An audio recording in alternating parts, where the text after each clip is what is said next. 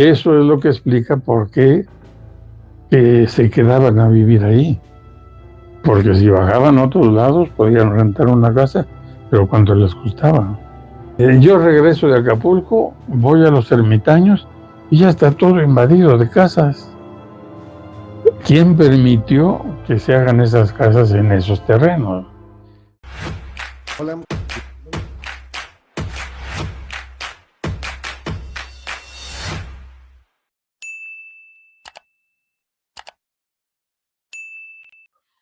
Y yo te preguntaba esto de si hubo alguna representación del municipio para, para que eso se mantuviera en orden, porque también falta mucho orden, ¿no? En ese sentido. Y tú me dices, bueno, recibieron una casa o un terreno, construyeron con ciertas características, pero de pronto edifican, no sé, con uno o más niveles, o invaden áreas que deben ser permeables, o invaden áreas públicas. Lo vemos aquí mucho en la sección minera, donde se apropian de los cajones de estacionamiento, los enjaulan, etcétera, ¿no? Hay muchas razones, desafortunadamente, para que suceda así, si no te roban el carro, por ejemplo. Pero esa falta de orden va generando muchas cosas. Algo que oí hace poco de por qué Estados Unidos llegó a ser lo que ha sido. Y hubo varias explicaciones. Una que me llamó mucho la atención es por la capacidad de organización colectiva que tienen ellos y los latinoamericanos no tenemos. Ahí dicen, nos organizamos para hacer esto y lo hacen, ¿sí? Se dice que un mexicano cruza la frontera y ya no tira ni un chicle, ni una basura, ni se pasa el alto, ni nada. Regresa a México y hace lo que quiere, porque precisamente, como dices, no pasa nada. Yo sí estoy convencidísimo que en la parte de planeación urbana, del proyecto de una casa, cuando se carece de todo eso, todo se vuelve muchísimo más caro. ¿Cuánto cuesta ahora, por ejemplo, con las protestas que hace la gente de Ciudad Renacimiento para poder resolver cosas? ¿Cuánto cuesta ahora actuar de manera correctiva cuando lo preventivo es muchísimo más económico? Y otra similitud que tú acabas de decir y que a mí me interesa mucho relacionarlo con lo que nos está pasando en Tulancingo. Como decía hace un rato, Sergio Fajardo dice, no esperen a llegar a donde nosotros estuvimos, actúen ya. Pero yo no veo esa respuesta de parte de las autoridades, francamente, y de la sociedad en general, ¿eh? No son solo las autoridades. Tú mencionabas, ¿cómo van a llevar el agua hasta allá arriba? ¿Cómo van a trazar una calle? ¿Cómo? Yo me pregunto, el cerro del circuito Chapultepec hacia arriba, es puro tepetate. Abrir ese para meter drenaje, electricidad, todo lo que me digas, es un dineral.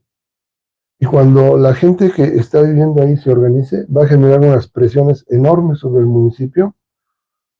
Y uno se pregunta, ¿y por qué no se actuó antes? ¿Por qué los que han pasado, autoridades municipales, estatales, pero la sociedad en general, por qué no hemos sido capaces de actuar ante este fenómeno? Vamos a esperar a que se nos presente un pequeño Medellín aquí, y los que tengan dudas de Medellín, busquen videos de Medellín. Impresionante lo que sucedió. Y con ese desorden urbano es un caldo de cultivo para todas estas cosas. Tú decías hace un momento, invadieron tal, y hasta las canchas. ¿Tenían muchas canchas en Ciudad Renacimiento? ¿O muy pocas? Dos. ¿Para una población más o menos de cuánto? O si te acuerdas. Mira, sí tuve los datos así precisos, pero no era una población enorme, ¿no? Era una población más o menos pequeña. Manejable. Manejable, sí. Y si la ciudad estaba bien trazada, bien hecha, era una ciudad ordenada. El asunto es que las personas que la habitaron no eran ordenadas. Y hubo una ausencia de autoridad también. No, obvio, eso. Bueno, casi en todas las colonias de Acapulco de arriba, pues no hay ausencia, digo, sí hay ausencia de autoridad, porque no pueden, a veces no los dejan ni subir. O sea, primero no pueden subir en patrullas porque no hay calles. Entonces, ¿por dónde suben? Por los pasadores, por los paseadores esos. Y eso definitivamente, pues no es tan fácil, porque si la gente no quiere que suban, no los dejan subir. Los agreden. Pues sí, y entonces van para abajo, no pueden cumplir su función, porque la gente para eso sí responde, y responde muy rápido. Por eso se unen. Así es. Ya, fíjate qué curioso, para defender lo que supone que es defendible, aunque sean ladrones los que están escondidos ahí, todo eso, los defienden. Los encubren y no los... Así es. Entonces, eso habla de una educación muy pobre, pues. Y eso nos lleva a vivir en desorden también. La unidad familiar no se da tan fuerte como pudiéramos suponer. Hay mucha ausencia del papá o la mamá. Sí, o sea, Del papá el papá fundamentalmente, y luego la mamá también en esos terrenos tenía que bajar a trabajar. Entonces los hijos estaban solos, se iban a la escuela, pero en la tarde estaban solos, ¿no? O los que iban en la tarde, pues en la mañana estaban solos. Entonces, la falta de autoridad también en la familia provoca el desorden y los problemas. Entonces, hablando del veladero, que estaba la gente acostumbrada a vivir en desorden, en la pobreza, con muchas dificultades, llegan a un lugar donde tienen todo, aunque sea modesto, pero todo, hasta comercios ahí. Pero muchísimo mejor que lo que tenían. No, definitivamente, ¿no? Ya podían tener coche, ya podían tener motocicleta, y allá arriba pues no podían, y no había por dónde llevarlo, Había que subir caminando a fuerza. Había que subir caminando, así es. Y no muy fácil. Ya te decía hace rato que eran pasillos muy pequeños y algunos tenían escaleras, pero otros no. Entonces, cuando llovía, sí, era un resbaladero muy difícil. Había otra parte de Acapulco, de lo que le llaman la cima. La cima es el cerro. ¿Sí? Si has ido a Acapulco, cuando acabas de subir y antes de empezar a bajar, ahí hay una colonia también. Del lado izquierdo subiendo, hay otro asentamiento muy fuerte, pero ese nunca se movió. ¿Sí? Aunque estaba arriba, nunca se movió. Y eso sí, tenían agua potable porque había un manantial muy importante y conectaban sus mangueras. Y había mangueras hasta de 200 metros que llevaban el agua hasta sus casas. Entonces tenían agua potable normal, abrían la llave y estaba el agua, porque el manantial estaba hasta arriba. Es algo curioso, ¿no? Por gravedad alimentaban sus casas. ¿Cómo había un manantial hasta arriba del cerro? Pues quién sabe. Hay cosas que nunca nos explicamos, ¿verdad? Pero había, y era un manantial con muchísima agua, pues entonces. Y prácticamente potable. Sí, limpiecita el agua, ¿no? Ya, si la analizan, pues quién sabe qué tiempo, pero ahí se veía. Transparente, sí estaba. Sí. Sí, decían ellos, tiene buen sabor y todo, ¿no? Bueno, esa colonia no se tocó, no se bajó al Renacimiento. ¿Eran las cruces o cuál? No, o sea, de la cima del mero cerro a la izquierda. Arriba. Y estaba todavía arriba del cerro, pero o sea, era un... ¿Y también bajaban a trabajar a Acapulco? Sí. Todos. ¿Sí? Pero lo que ven en los hoteles, en los restaurantes de lujo y todo, no influye en su manera de vivir entonces. O sea, llegan allá y es otra cosa. Es que son dos mundos y ellos lo viven también. ¿Por qué? Porque abajo tienen que portarse muy decentemente, muy educados, ¿no? Porque si no, pues los corren. No tienen trabajo, pierden el trabajo. Pierden el trabajo. Entonces, las señoras muy limpias tenían que hacer aseo, las que se dedican al aseo, las que arreglan las camas, todo eso, tenían que hacerlo de primera, porque si no los corren, ¿no? Pero en su casa Bueno, muchas veces ni camas tenían, entonces, pues, ¿cómo la arreglaban, no?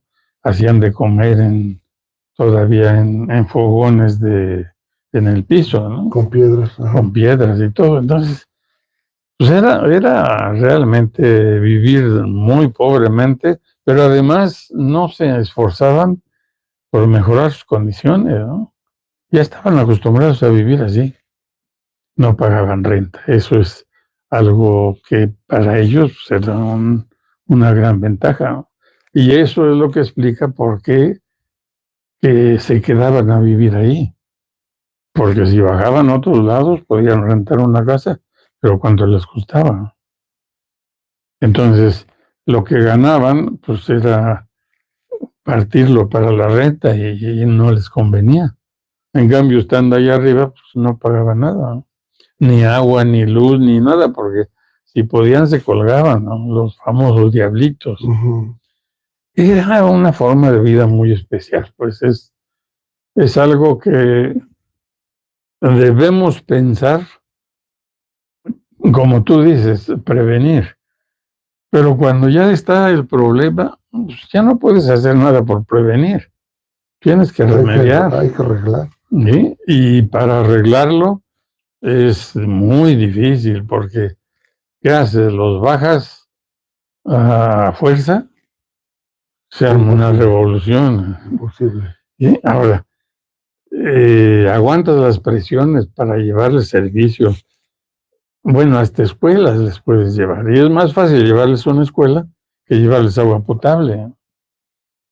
¿Por qué? Porque la escuela la construyes y ya. Y el agua potable tienes que buscarla, tienes que bombearla. No, de ahí para siempre. Así es. ¿Por qué yo regreso de Acapulco, voy a los ermitaños y ya está todo invadido de casas? ¿Quién permitió que se hagan esas casas en esos terrenos? Lo mismo que en Renacimiento. Ahorita me estás dando imágenes de calles destruidas y todo, pero los mismos habitantes construían donde eran canales normales de desagüe. Entonces, pues tapaban, y haz de cuenta que le tapan al río su cauce. El río busca por dónde. Como decimos, el agua reconoce, ¿no? Así es, entonces, no es cierto que no previeron esas cosas, no, tenían los ríos, los canales adecuados, pero si la gente va construyendo donde no debe construir, pues obviamente tapan todo, ¿no? Fíjate que vimos esta imagen donde es exactamente lo que pasa a un lado de un canal, pero si lo tapas, pues esta inundación que hubo, este ciclón, no sé si fue Otis o otro, se lleva lo que se le atraviese. Pues sí. Y nada. Y por ahí pasa un río que cuando llueve, tiene un caudal fuerte. Entonces, se llevó varias casas de la colonia que está enfrente del Renacimiento. Pero estaba adentro del cauce del río. ¿Cómo no se las va a llevar? Pues, o sea, sube el cauce y ¡brum! ¿Te acuerdas en la inundación del 99, al final de Molino del Rey, había casas pegaditas al río?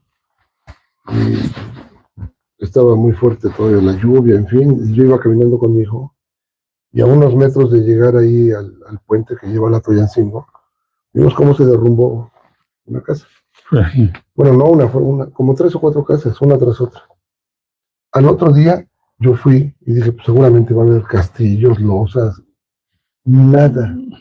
Se llevó todo lo que, digamos, demolió la casa y se llevó absolutamente todo. El río estaba sin un rastro de lo que había ocurrido.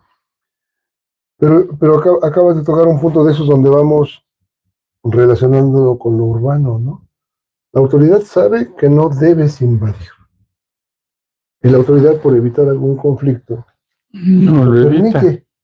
Y después, eso que tendría cierto costo, probablemente algún roce social, en fin, algún problema ahí de conflicto con los vecinos, pero con una escala pequeñita, porque cuando ocurren otras cosas, pues aquí todas las casas que se que se demolieron. Afortunadamente los reubicaron ahí atrásito junto a la Tuyancingo, creo que era un terreno de un señor, del señor Marroquín, y ahí está, ¿no? Se pudo solucionar. Pero muchas cosas no. Y esa destrucción, esa invasión que se hace es muy importante. De la calzada, 5 de mayo, al Bicentenario, está el cauce del canal todavía. Pues ya está tapado, ya está invadido. Y eso que podría ser una vía de comunicación buenísima, ya está obstruido. Y uno no, yo no digo, pues, digo, si la autoridad se entera de todo lo que quiere, ¿no? Y busca la manera de lo que le interesa, se entera. Eso indica que esto no le interesa en muchos casos. Pero también hay una cosa que a mí me llama mucho la atención. Yo creo que muchos hemos sido muy críticos con la autoridad, pero también me llama mucho la atención como sociedad, digamos, cómo reacciona Acapulco. También nosotros aquí en Tulancingo nos reaccionamos también ante esos problemas, ¿no? Y hablo los colegios de profesionistas, los clubes de servicio, la iglesia, las empresas, las cámaras de comercio, de industria, etcétera, no reaccionamos tan bien. Pues esperamos todo lo solucione la autoridad. La autoridad muchas veces no tiene los oídos ni siquiera dispuestos a escuchar. Y eso es cierto, les molesta, pero pues es la verdad. Pero también por otra parte no reaccionamos suficientemente. Allá se organiza algo, todo lo que no sea gobierno, como para tratar de atender estos fenómenos, o tampoco. No. Cada quien para su santo. Cada quien para su santo. Yo creo que esto es parte de la época. Antes toda la gente era muy unida. Uh-huh. En general, vamos a hablar en la ciudad, en los ranchos, en todo. Pero a medida que va creciendo, se despersonaliza tanto que ya no les importan los demás. Tenemos tantos problemas personales y familiares que nos dedicamos a resolverlos o a atenderlos y ya no nos importan los demás. Y la otra es que cuando los líderes no hacen nada, pues nosotros tampoco, ¿no? ¿Para qué? Si nadie lo hace, pues nosotros tampoco. Ellos tienen obligación, nosotros no. Intereses también. Obvio, ¿no? Y muchos. Y muchos no tan claros, ¿no? Bueno, de eso mejor no hablamos.